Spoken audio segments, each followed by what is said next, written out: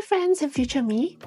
So have you ever felt stuck between two bad choices when you're tired, stressed and overwhelmed? It's not just about making a decision, it's about making the right one without draining your energy. And today I'd like to talk about 3 simple principles that I used to make faster, smarter choices when I had a very rough weekend last week. So by the end of this video, I'm hoping to show you how you can stop wasting energy on decisions, stop getting dragged down by other people's behavior, and start regaining control over your emotions and actions very fast. And to show you how powerful these principles are, I'm going to walk you through a real example from a recent rough weekend that I had.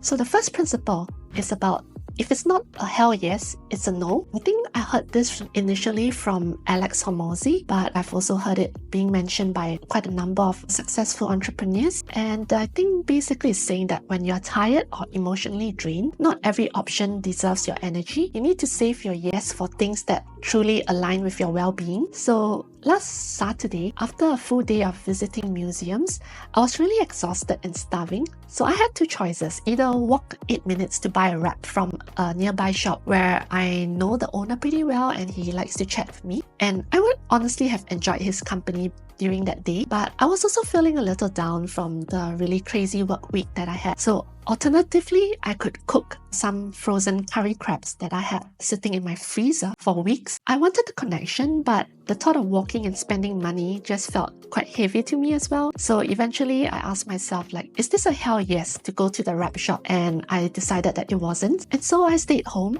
cooked the crabs, and instantly saved time, money, and mental energy, which I think I did a right choice looking back. Now, the second principle is the principle of let them. So I learned this from reading Mel Robbins' book, Let Them, and it happened coincidentally on the weekend that I was feeling really stressed and really down. I learned that a lot of the stress comes from trying to control how people behave or how situations unfold. But unfortunately, a lot of times these are beyond our control. And so this actually creates a lot of stress, a lot of anger. So last Friday, I was actually upset over some of the work issues, and there were people trying to make decisions that I disagreed with, and it actually created some situations that felt pretty unfair. But fighting it mentally just made me more miserable, and it actually spilled over and affected my weekends as well until Saturday night when I read the book Let Them by Mel Robbins. And then I reflected on it and I realized that I should just let people be who they are and let situations unfold on its own. Instead, I should focus my energy on where it matters. Principle number 3 also comes from Mel Robbins' Let Them book.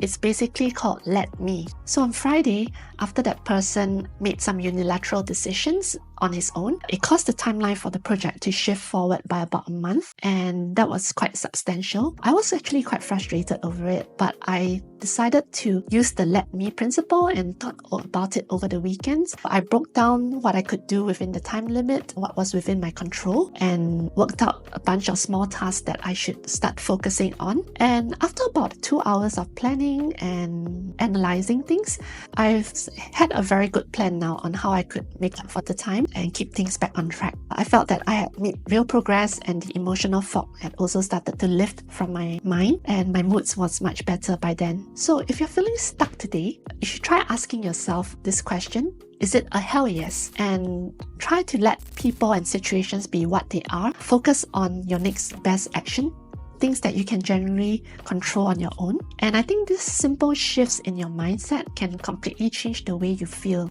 Now it's your turn. What's one decision or stress you are dealing with today? And how could you apply these principles? Drop it in the comments below. I'd love to hear your story.